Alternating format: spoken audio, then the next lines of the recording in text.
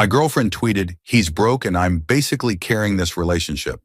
She posted it right after I refused to pay her nails. I retweeted it and wrote, "Good luck carrying yourself." When she came home and found her card removed from every account she used, I, 26, male, spent over a year quietly funding someone else's Instagram life. Grace, 25, and I had been together for 16 months. She worked part-time at a boutique, maybe 20 hours a week, pulling in about $100 and $200 a month. I'm a software engineer making $92,000 a year. The math should have told me everything from the start. Tuesday afternoon, I was at my desk when my phone buzzed. Grace had tweeted, "He's broke and I'm basically carrying this relationship. When you're the provider, but he acts like the boss. Ladies, never settle." Posted at 2:47 p.m. Right after I told her I couldn't Venmo her $85 for a nail appointment because I was tight that month. I stared at that tweet for a solid minute, then I opened my banking app. Rent for her apartment, a $400 monthly, paid by me for 11 months straight. Car payment, $340, auto pay from my account for 9 months. Her phone bill, $75 monthly on my plan. Subscriptions, Netflix, Spotify, Hulu, all under my cards. Groceries, probably $400 a month just for her place. Dinners out, easily $600 monthly. I'd been so busy working, I hadn't added it up. I retweeted her post, added one line, "Good luck carrying yourself." Then I logged into every account, every subscription, every auto pay, removed her authorized user status, changed passwords, canceled cards she had access to. The whole process took 18 minutes. My hands stayed steady the entire time. Let me back up. Grace and I met at a friend's rooftop party in August. She was funny, gorgeous, had this energy that made you feel like the only person in the room. We talked for 3 hours straight. She told me about her job at this boutique downtown, said she loved fashion, but the pay was rough. I didn't think much of it then. Early on, she'd mentioned money was tight. Her boutique job barely covered basics. Rent was killing her. Car payment was brutal. I started helping here and there. Dinner on me. Covering an Uber, spotting her $50 for groceries. It felt natural. I made good money. She was struggling. Isn't that what you do when you care about someone? It escalated slowly. 3 months in, her landlord raised rent by $200. She panicked, came to my place crying about how she couldn't afford it, how she'd have to move back with her parents. I offered to cover the difference temporarily. Temporary became permanent. She never brought up paying me back. I never asked. 6 months in, her car needed $800 in repairs. She didn't have it. Her credit cards were maxed. I paid it. She promised to pay me back in installments. $50 a month, she said. Never saw a dollar. When I mentioned it once, she got defensive. I thought we were past keeping score. 8 months in, she asked to be added as an authorized user on my credit card for emergencies. Just in case, she said. What if my car breaks down and you're not around? It made sense at the time. Those emergencies turned into daily Starbucks runs, online shopping, weekly nail appointments, hair extensions, new outfits for Instagram. But here's the thing. She never acted grateful. It was always expected, like I owed her. When I'd mention the imbalance, she'd flip it. You make so much more than me. Relationships aren't about money. You're being controlling. My love language is acts of service. I started believing her. Maybe I was being petty. Maybe this was just what partners did. Her social media told a different story, though. Every week, new posts, outfit of the day photos with $200 shoes I'd bought her, brunch selfies at places I'd paid for, vacation photos from trips I'd funded, captions about being independent and self-made, about knowing your worth and never settling, about being a boss babe who handles her business. Her followers ate it up. 4,000 people thinking she was this successful queen handling life alone. I never said anything. I thought supporting her quietly was the right move. Didn't need credit, didn't need recognition, just wanted her happy. My friends noticed, though. My roommate Timothy said something 3 months ago. Bro, she's using you. I defended her. She's going through a rough patch. Man, the rough patch is your wallet. I didn't listen. That tweet changed everything. After I retweeted, I put my phone on silent and went back to work. Tried to focus on code reviews. Couldn't. My brain kept circling back to that word. Broke. She called me broke while living in an apartment I paid for, driving a car I paid for, carrying a phone I paid for.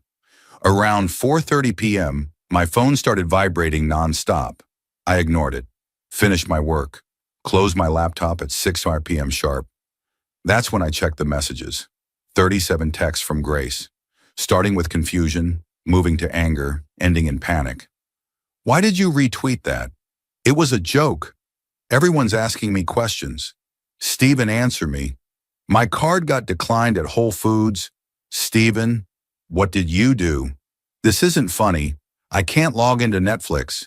Did you change the passwords? Call me now. I didn't call. Instead, I opened a spreadsheet, listed every expense I'd covered for the past year. Rent, car, phone, insurance, groceries, restaurants, entertainment, shopping, gifts. Each month broken down. Each category itemized. September rent, $400. October rent, $400. November through July, same. Car payments, 9 months at $340. Phone bills, 12 months at $75. Insurance, 6 months at $120. Groceries, average $400 monthly. Restaurants, $600 monthly minimum. Entertainment, concerts, movies, events, $200 monthly. Shopping, $300 to $500 monthly on clothes and accessories. Total, $24,680, $24,680 in 12 months. I'd funded her entire lifestyle while she tweeted about carrying me. The spreadsheet had timestamps, transaction IDs, screenshots of Venmo payments, everything. I saved it as receipts.xlx. My roommate Timothy knocked around 7 p.m. Dude, your girlfriend's blowing up my phone. What happened? I showed him the tweet. Then the spreadsheet. His face went from confused to shocked to angry in seconds. Holy hell, man. 25 grand in a year? That's a down payment on a house. What are you going to do? Nothing. I already did it. Grace showed up at 8:15 p.m. Didn't knock. She had a key. Burst into my room while I was reading. What the hell is wrong with you? Nothing. Why did you cut me off from everything? Because you're not carrying this relationship. I am. That was a joke, Steven. A joke? You publicly humiliated me. You humiliated yourself. I just corrected the record. She started crying. Angry crying. You're being abusive. Financial abuse. You can't just cut someone off like that. I can cut off my own accounts, Grace. Those were my cards, my subscriptions, my money. But we're together. You're supposed to support me. I have been. For over a year. While you told the internet you were carrying me. I pulled out my phone, showed her the spreadsheet. She glanced at it for 2 seconds. I don't care about your little list. This is about control. Is it though? Because from where I'm sitting, it looks like you've been controlling me for months, guilting me into paying for everything while playing independent online. You make more money. You can afford it. That's not how relationships work. You contribute what you can. We split things fairly. I've been paying for 95% of everything. That's not fair. That's me being an ATM. So what, you're just done? Just like that? No, not just like that. I've been done since you lied to thousands of people about who I am. She switched tactics, softened her voice. Baby, I'm sorry. I didn't mean it like that. I've been stressed. Work's been hard. Then get a better job, or a second job, or move somewhere cheaper. Don't post lies about the person funding your life. I'll delete the tweet. Delete it. Will you add me back to everything? No. The softness vanished. You're really going to make me struggle? You have your job. You have your income. Use it. It's not enough. Then that's your problem to solve. Not mine. Fine. I don't need you anyway. Perfect. Give me my key. She threw it at me. Get your stuff out by Friday or I'm donating it. Update 1. She left. Slammed my door hard enough to rattle the frame. I locked it behind her. My phone exploded again 20 minutes later. Not just Grace, her friends too. Group texts about how I was broke, petty, abusive, controlling, how real men provide for their women, how I'd never find anyone else. I muted every conversation. Social media was cooking. Grace's original tweet had 300 likes before I retweeted it. Now it had 2,000. My retweet had 5,000. The comments were split, half calling me petty, half calling her out. Someone wrote, "Sis really said she's caring." The relationship then got mad when he let her carry it alone. Another, "The audacity to call a man broke while spending his money is insane." Then people started digging. Screenshots of her Instagram posts appeared. Outfits she'd tagged brands in. Restaurants she'd checked into. Trips she'd posted. Someone calculated the cost of her lifestyle based on posts. Estimated $3,000 to $4,000 monthly. Someone else found her LinkedIn showing her part-time retail job. The math wasn't mathing. One comment summed it up. "She makes $200 a month, but lives like she makes $5,000. Someone's funding this and it ain't her." Grace started deleting posts. Her Instagram went from 200 photos to 50 in an hour. But screenshots live forever. People kept sharing them. Her comment sections filled with questions she couldn't answer. My friend Timothy texted, "Bro, you're trending. Legend status." I didn't feel like a legend. I felt tired. Update 2. Wednesday morning, I woke up to 600 Twitter notifications. Grace had posted a thread overnight. 10 tweets about emotional abuse, financial abuse, manipulation, how I'd isolated her, made her dependent, then cut her off to hurt her.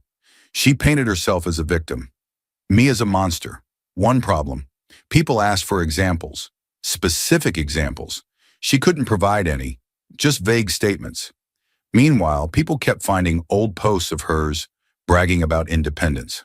The contradiction was obvious. How are you independent if he controlled everything? How did he isolate you if you're always out with friends and photos? My phone rang. Unknown number. "This is Megan, Grace's mother." "Yes." "You need to fix this situation." "There's nothing to fix, Megan. I paid for your daughter's life for over a year while she called me broke online. She has nothing now because of you. She has exactly what she had before me, a job and an income. You're being cruel. I'm being honest." Megan hung up. Grace's sister called next. Same energy, same demands, same result. Then something interesting happened. Grace's co-worker, Deborah, DM'd me. "Hey, thought you should know. Grace has been telling everyone at work for months that you're broke, that she pays for everything. She even showed us fake Venmo requests she claimed you sent begging for money. Now I'm seeing this online and realize she lied to all of us." I asked Deborah for screenshots. She sent 6, each showing Grace lying to coworkers. I didn't post them, just saved them. By Wednesday afternoon, Grace's narrative was collapsing. Her thread got community noted on Twitter. Notes linking to her deleted posts. Notes pointing out her income couldn't support her lifestyle. She deleted the thread by evening. Update 3. Thursday, things escalated. Grace filed a police report, claimed I'd stolen her property. Officers showed up Thursday evening. "We need to ask about Grace Hayes." "Sure. What about her?" "She claims you have items belonging to her. She had a key." I took it back. "That's not theft. I'm happy to return. Anything she actually owns." "Sir, do you have her belongings? Some clothes, a toothbrush, makeup?" "I'll bag it now." They waited while I packed her stuff. "Anything else? Laptop? Phone?" "The laptop's mine. I bought it 2 years ago. The phone's on my plan. Do you have receipts?" I showed them the Amazon order from 2022. The officers nodded. "This appears civil, not criminal. She's not entitled to your accounts." They left. Told her there was no case. Friday morning, she posted a crying video. 5 minutes sobbing about how I'd ruined her life. Left her with nothing, couldn't pay rent, couldn't afford food, about to be homeless. The performance was Oscar-worthy. Comments flooded with sympathy. Then someone commented, "Why don't you use money from your job?" She deleted the video within an hour. Saturday, I got a bank alert. Fraud alert. Someone tried adding themselves to your account. Request denied. I called fraud. They'd blocked it. The request came from Grace's phone. She'd tried adding herself back remotely. I filed a fraud report. Sunday, her friends showed up at my apartment. 3 of them, banging on my door, yelling about how I was trash. I recorded it. Called building security. They were escorted out with trespass warnings. Monday, I got an email from a lawyer. Grace's lawyer, threatening to sue for emotional distress and defamation, demanded $15,000 plus public apology. My lawyer laughed when I forwarded it. These threats have no legal standing. You can't sue someone for stopping payment on their own bills. Truth is absolute defense against defamation. Want me to respond? Yes. His response was simple. My client has documented proof of voluntary support totaling $24,680. No agreement existed obligating continued support. Your client isn't entitled to accounts she never owned. Further frivolous threats will be met with countersuit for harassment. We never heard back. 2 weeks passed. Drama died down online. But Grace's life was different. I heard through mutual friends. She'd moved back with her parents. Couldn't make rent alone. Had to return her leased car when payments bounced. Picked up extra shifts at the boutique. Got a second job waitressing. Her Instagram went quiet. Posted maybe once a week. No more brunch photos, no outfit posts, no travel content. The brand had been built on my money. Without it, nothing to post. Her followers dropped from 4,000 to 2,100. She tried restarting the narrative a few times. Posted about toxic exes, about financial abuse. But her followers had receipts. They'd call her out in comments. She'd delete and go quiet. Deborah messaged one more time. Grace got written up. She's been late because she takes 2 buses now, and she's been DMing customers asking for money. Management found out. She's on thin ice. I didn't respond. Wasn't my problem anymore. My life improved. Paid off $4,000 in credit card debt. Started saving again. Hit the gym. Lost 15 pounds. Hung out with friends more. Focused on work. Got promoted. With a 15% raise. Started seeing someone new in late September. Brenda, she's a teacher. Makes decent money. Insists on splitting everything 50-50. When I offered to pay for our 3rd date, she looked at me seriously. I pay my own way. Always have. Are you okay with that? I almost laughed. More than okay. I told her the Grace story on date 5. She listened without interrupting. At the end, she said one thing. You're a good person who got used. That happens. But you fixed it. That takes strength. It's been 4 months since that tweet. Since I cut her off. Since everything changed. Grace has tried reaching out twice. Once through a mutual friend asking if we could talk. I said no. Once through a fake Instagram account saying she missed me. I blocked it without responding. Her life stabilized eventually. Found a roommate. Second job became permanent. Started posting again, but different now. More honest, less curated. Smaller audience, but more real. I don't check anymore, though. Don't care to. That chapter's closed. People ask if I regret how I handled it. If I should have been more private. Talk to her first. Given her a chance to apologize. No, she made it public. I just made the truth public, too. She wanted to portray me as broke to 4,000 people. I showed receipts, play public games, win public prizes. The funniest part? That tweet's still up. Both of them. Hers claiming she carried me. Mine saying good luck carrying herself. Sometimes people find them and send screenshots. The irony never gets old. Brenda saw them last week. Laughed for 5 minutes. She really thought she was slick. Yeah. Until math entered the chat. You're never putting yourself in that position again, right? Never. We split everything. You pay your half, I pay mine. That's how adults do it.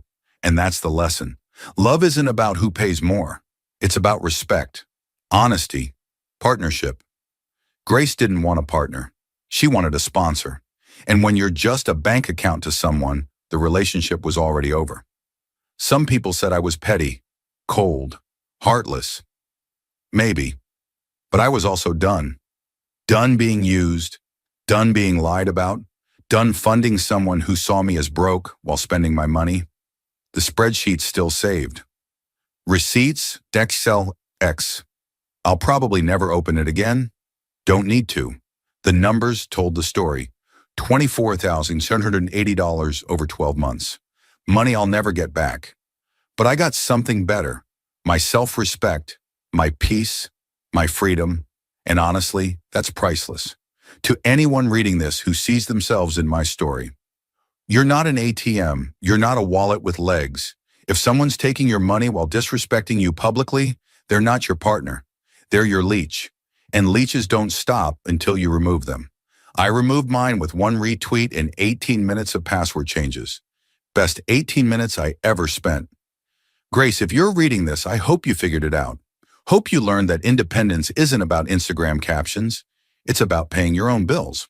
Maybe you learned to appreciate people who support you instead of calling them broke online. But honestly, not my problem anymore. Good luck carrying yourself.